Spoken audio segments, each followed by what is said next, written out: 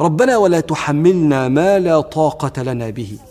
يعني يا رب لا تنزل علينا من المشاكل اللي قبل ما نحلها تفنى طاقتنا فنحمل ما لا طاقة لنا به. عنا يا رب، وخليك معنا جنبنا بلطفك وقربك، عشان ده مصدر الطاقة في صبرنا على بلايا الدنيا. ازاي بقى املى بيتي خير وفي نفس الوقت احوش؟ يعني ازاي اكل واشرب اللي نفسي فيه وفي نفس الوقت يكون معايا قرش كده شايلاه لا تحت اي ظرف من الظروف؟ يعني عايزه اجدد حاجه في بيتي، عايزه اجيب حاجه، عايزه اعمل حاجه، عايزه اطلع ثواب لله. ازاي؟ هقولك بقى النهارده ازاي يومكم حليب كده، بركه، سعاده، راحه بال، طاقه ايجابيه، اللهم امين. اللهم صل وسلم وبارك على سيدنا محمد حبيبي يا رسول الله. اللهم استرنا فوق الارض وتحت الارض ويوم العرض عليك يا كريم. بصوا يا بنات، اليوم ان شاء الله هيعجبكم، بس شجعوني باللايك كده علشان اعمل لكم فيديوهات حلوه جدا جدا، وقولوا لي المحتوى اللي انتوا عايزينه، تدبير، توفير، روتينات، حاجات اللي انتوا حابينها معايا في القناه عشان ننوعها مع بعض. واللايك والكومنت بتاعكم بيفرق معايا جدا جدا، وببقى سعيده بكل مشترك بينور عندي القناه، ببقى مبسوطه جدا بيكم كلكم اخواتي في الله. الله يصلح حالي وحالكم. ما تنسيش تشتركوا في القناه عشان يوصلك زبوطه من قناتي اول ما انزل روتين، واللايك المتين لاختك يا قلب اختك. زي ما انت شايفه كده انا نزلت جبت كيس رز، ونزلت جبت التلات وراك دول كانوا عاملين 90 جنيه، وجبت ايه، كيلو قوطه وشويه خضار كده مشكلين مع بعضيهم، والبصل ده، وجبت كيس المسحوق اللي انتوا شفتوه معايا في الاول ده كان ناقصني. طيب انا بمشي يومي ازاي؟ انا ببتدي من اول الاسبوع اشوف عندي ايه وهجيب ايه. طبعا ما ننساش الرز والشعريه. اول حاجه هنغسل الوراك وهنحكي مع بعض بقى واحنا بنغسلها وكلنا شاطرين وامارات. اول حاجه بشوف عندي ايه وهجيب ايه. الحاجات اللي عندي ما بكررهاش تاني عندي في البيت. يعني مثلا عندي طماطم في التلاجة، عندي بطاطس، عندي كوسة، عندي فلفل، الجو حر ما بكررش الحاجات دي تاني. فببتدي بقى ان انا اجيب مكانهم حاجة تانية. اجيب لي مثلا كيس السكر زيادة، اجيب لي كيس مكرونة زيادة، اجيب لي كيس رز زيادة، اجيب شعرية زيادة عندي في البيت، اجيب ماجي، اجيب ملح، اجيب كبريت. الحاجة اللي انا مخزناها، انا عايزة اقولك ان بيتك زي اي مشروع، انتي قبل ما بتطلعي الحاجة لازم تدخلي مكانها حاجة تانية. لكن لو طلعتي كل حاجة بيتك مش هتلاقي فيه خير. مش هتلاقي لو عيل عندك ولا حاجة جعان عايزة تعملي كيس مكرونة، مش هتلاقي عندك ولا كيس مكرونة ولا كيس ملح ولا أي حاجة. وكل حاجة دايما بتنزلي تجيبي كل حاجة من السوق، بتجيبي زيت وسمنة، عايزة تعملي الأكلة تجيبي الزيت وتجيبي السمنة وتجيبي كل حاجة من بره. وده طبعا ولا مش مفيش ميزانية هتكفيكي لو انت كل حاجة بتجيبيها من بره. غسلنا الفراخ فول الشمعة منورة زي ما انتوا شايفين، وصفيتها، وبعد كده عصرت عليها ليمونة وركنتها على جنب شوية. وانا بحب اغسل الفراخ كويس عشان ما تطلعش ريم. وبعد كده قطعتها شرايح كده زي ما انتوا شايفين، اللي هي التقطيعة دي عشان التتبيلة كلها كده تشرب من بعضها فيها. طيب انا بعمل ايه بقى في بداية الاسبوع؟ انا بشوف اللي ناقصني. الجو حر، لو عندك كيس سكر او كذا كيس سكر يقضيكي في الاسبوع ما تجيبيش سكر عشان الصوص. لو عندك مكرونه ما تجيبيش مكرونه. لو عندك رز ما تجيبيش رز. هتنزلي تجيبي الحاجات اللي ناقصه. انا ممكن اجيب كيلو وراك في الاسبوع، 3 وراك اهو، واجيب نص كبد وقوانص، وبجيب نص بني. ال3 حاجات دول يقضوني في الاسبوع. طيب بتمشي نفسك بيهم في الاسبوع ازاي؟ هقولك بمشي نفسي بيهم في الاسبوع ازاي، بس عايزه اقولك ان دي كانت صينيه بطاطس، كوسه، فلفل، بصل، كان طعمها تحفة. الصينية الخضار الواحد دي بتبقى طعمها جميلة جدا يا بنات، جربوها تعجبك جدا.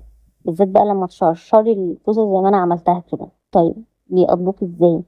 انا بجيب الوراك، اروح عاملة ال3 وراك وعاملة رز بزيادة والطبيخ بزيادة، وبناكل. والاكل اللي بيفيد عندي بروح شايلاه في التلاجة، بعمله تاني يوم. تاني يوم بجيب ايه؟ الحاجات اللي ناقصاني. صابون مواعين اجيب، سكر اجيب، شاي اجيب، ابيل اجيب. اليوم اللي عندي طبيخ فيه زياده. طيب اليوم اللي عندي بقى فيه طبيخ زياده وجبت الحاجات اللي ناقصاني من غسيل شاي لسكر لكل حاجه. تالت يوم اللي هو تالت يوم في الاسبوع هروح مطلعه الكبد والقوانص وعامله رز اصفر. لان يوم فراخ، يوم ما فيش فراخ كان الطبيخ، تالت يوم عملت رز ايه؟ عملت رز اصفر. تمام. او مكرونه. وبرده الاسبوع اللي بعده بجيب الحاجات اللي ناقصاني، اللي هي اليوم اللي بعده بقى، مش الاسبوع اللي بعده، اليوم اللي بعده اللي هو رابع يوم، بجيب الحاجات اللي ناقصاني اللي هي ايه بقى، عايزه سمنه، عايزه زيت، اروح جايباه. طيب بجيب سمنه وزيت واعمل حاجه خفيفه بقى، طبق فول بقوطه، طبق مسقعه، شويه عنب وشويه جبنه بقوطه، آه، بطاطس محمره وبيض وكده، وعشاء خفيف. ده رابع يوم. طيب خامس يوم بقى، خامس يوم وسادس يوم اللي هو نهاية الأسبوع بقى، اللي هو نهايته الخميس، بطلع البانيه وأعمل تعصيجة حلوة بالنص، هيعمل لي أحلى صينية مكرونة كبيرة بناكل منها وبيفيد منها. بشيله برضو في التلاجة مثلا، واروح محمرة جنبيه بطاطس وطبق سلطة أو طبق بتنجان، وعديت ساتت يوم. كده الأسبوع 6 أيام، ساعات بنخليه 7 وساعات بنخليه 6 بقى الجمعة، على حسب انت الدنيا بتمشيها ازاي. زي ما انتوا شفتوا انا قطعت كل حاجه شرايح مع بعض، البطاطس والبصل وكل حاجه شرايح ني في ني، وبعد كده جبت الطماطم كنت ضربتها بقرن فلفل احمر او هريسه الشطه اللي عندك بدل ما تحطي صلصه، حطيت واحده ماجي، وحطيت كام معلقه سكر علشان الفراخ تحمر، وحطيت بهارات فراخ، وحطيت 7 بهارات، وحطيت بهارات بطاطس بحبها جدا في الاكل، وحطيت شويه بابريكا، وحطيت شويه فلفل اسود، وطبعا هحط شويه ملح برضو، ورحت ضربهم تاني في الخلاط مع بعض. بصوا طلعوا كده، يعني ضربتهم في الخلاط طلعوا كده. هحط الفراخ بقى هرصها في صينيه، وهروح اخليها تشرب من التتبيله، وهكون مسخنه الفرن وهوطيه وهدخلها الفرن. الافضل ان انت تحطي عليها ورق ألمونيوم وورق زبده من فوق، انا ما كانش عندي بس ما كنتش مستعجله، فكنت موطيه الفرن خالص لحد ما استوت. عشان تنجزي وقتك لازم تغطيها كويس. وبعد كده جبت السمنه، وحطيت كام معلقه سمنه كده على الوش، وما حطيتش ميه، يعني انا شطفت بس الشفشق كده وما حطيتش ميه. طبعا حطيت كام ورقه لورا وكده وشويه زعتر، وورق اللورا باين قدامي، ورق اللورا باين قدامي علشان اعرف اشيله. معلقتين سمنه كده، مع ان السمنه خليتها يعني احمرت قوي، بس كان طعمها تحفه وهي ني في ني، كان طعمها جميل جدا يا بنات. جربوها وهتعجبكم بإذن الله. ممكن تحطي فص توم، انا نسيت احط توم بصراحة، حطيت في الاخر، بس انت ممكن تحطي وهي صينية كده يعني، وقبل ما تدخليها الفرن. بس تعبت الرخامة ورحت شطفاها زي ما انتم شايفين مكان بقى الفراخ كده. واحلى حاجة في المطبخ في الحر، ان لو بتعملي فراخ سمك اي حاجة، اول ما تدخلي الصينية الفرن ولا تروحي يمين ولا توربي شمال ولا يمين، يعني تقفي في ثانية على الحوض تشطفي الحاجات اللي على الحوض في ثانية، مش هتاخد منك لحظة، بس هتفرق في النفسية وكل حاجة. لو خرجتي رحتي شمال او يمين مش هترجعي تغسليهم، هتلاقي نفسك بقى المستعجلة عايزة تعملي رز وتعملي طبق سلطة، وتلاقي المواعين بتاعة الرز والسلطة والاكل اللي انتوا لما تاكلوه اتركنت عليكم. فانا بصوا شطفتهم في ثانية كده، حطيتهم مع بعض، ورحت غسلت الفوطة والحوض بقى نضيف. رحت عاملة الرز هعمله معاكم دلوقتي. بس كده معلقة سمنة وشوية زيت، السمنة بتديله طعم حلو والزيت بيخليه مفلفل حلو، فمعلقة سمنة كده بس وشوية زيت.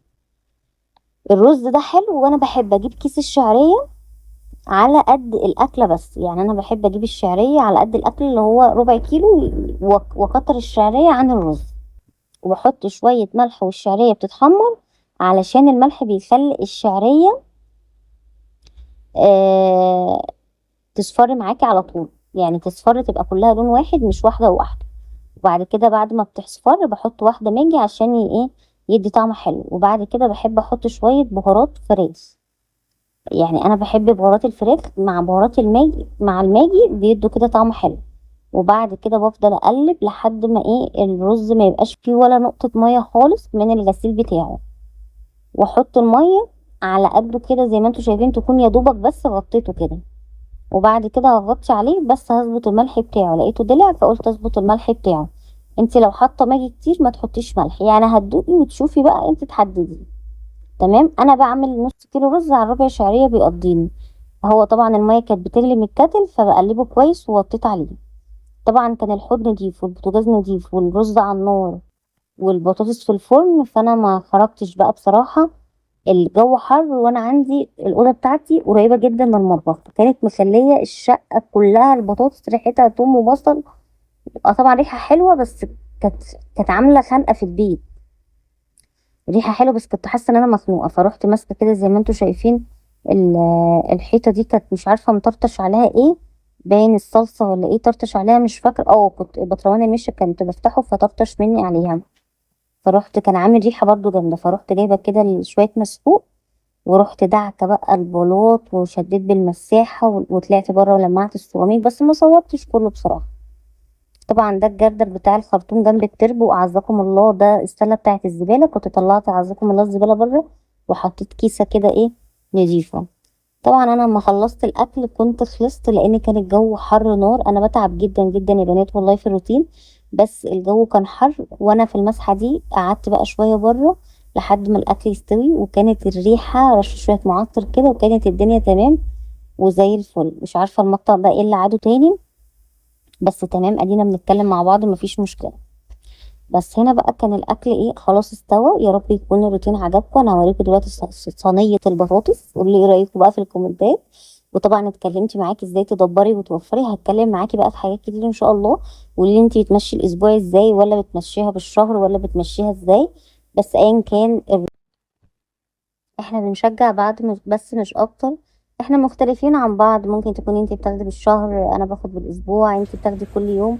اهم حاجة ان احنا في الاخر نوصل لنقطة واحدة، ان احنا ندبر ونوفر وبيتنا يكون فيه خير. بعد اللي انا قلتهولك من كل يوم انتي عارفة انتي عايزة ايه وبتعملي ايه.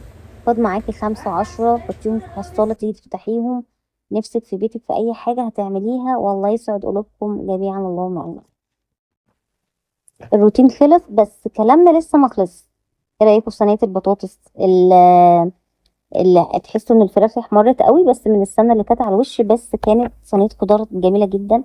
الف هنا اللي شافه الف هنا اللي كله. بقول لكم زي ما ده فلفل، انا كنت حاطه كام قرن فلفل كده طلعوا زي الفل الحمد لله. وعملت طبق طماطم كده بالخل والثوم بقى، والبصوا كان طعمه تحفه.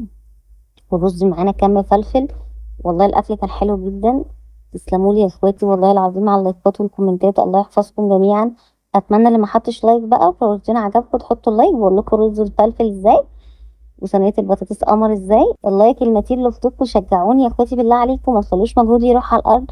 الله يسعدكم جميعا اللهم امين. الكومنت الحلو اللي تشجعوا فيه اختكم وقولوا لي عملتوا اكل ايه النهارده. لو انت شفت الروتين ده قولوا لي عملت اكل ايه النهارده. دعمكم ليا بيوصل لي، بشكركم جدا. اشوفكم على الف خير في يوم جديد وروتين